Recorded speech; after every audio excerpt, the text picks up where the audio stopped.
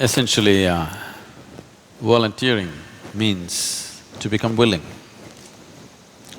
or in other words, to become an absolute yes to life.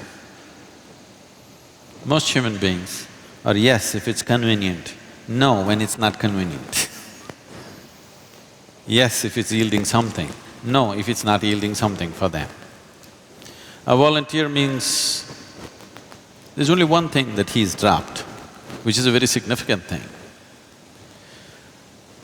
He's just dropped this one calculation, what can I get? If a human being drops this one calculation, what can I get out of this? If he drops that, suddenly he becomes a phenomenon. This is something that I'm constantly demonstrating to people, what our volunteers can do. If you look at the Project Green Hands or the rural rejuvenation programs, and just about anything that's been done here, for example, the Dhyanalinga dome, just to tell you what goes into it, the dome is made in such a way, there is no cement, there is no steel, there's no concrete. The simple technology is, all the bricks are trying to fall down at the same time, so they cannot. It's like everybody's trying to get out of the door, and they cannot. Unless one person has the courtesy to move back, then they will go. But the bricks don't have courtesy. So they keep on trying to come down and they cannot come down. So for this to happen, it took 1.8 lakh bricks to build that. This 180,000 bricks, every one of them was measured to the millimeter by the volunteers. If somebody is little lax, somebody puts a brick which is 2 millimeters less than what it should be, the whole thing may collapse.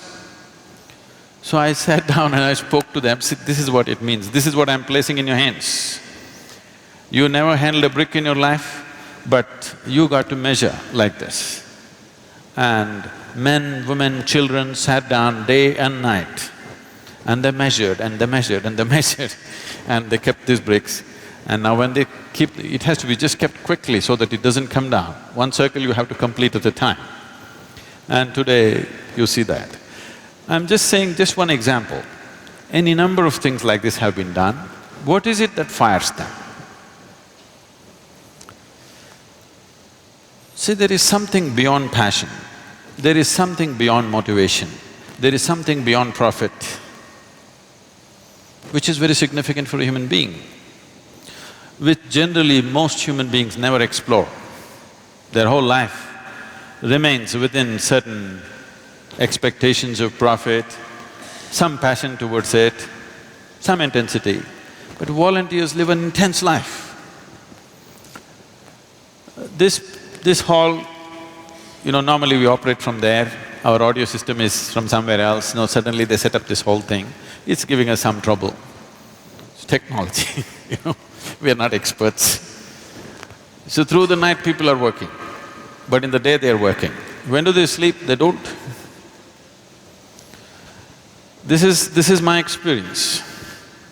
I'm like this, I'm on at least 22 hours a day, 7 days of the week.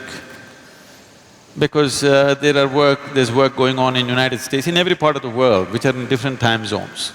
At 2 o'clock in the morning, if I just pick up my phone, one of the swamis or somebody picks up the phone, never once will I hear a goggy voice, "What, Sadhguru?" No.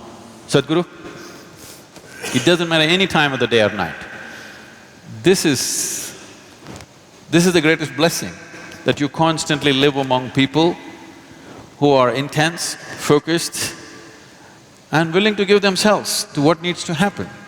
This is the greatest pleasure a man can have, this is the greatest fortune a man can have, and fortunately we have it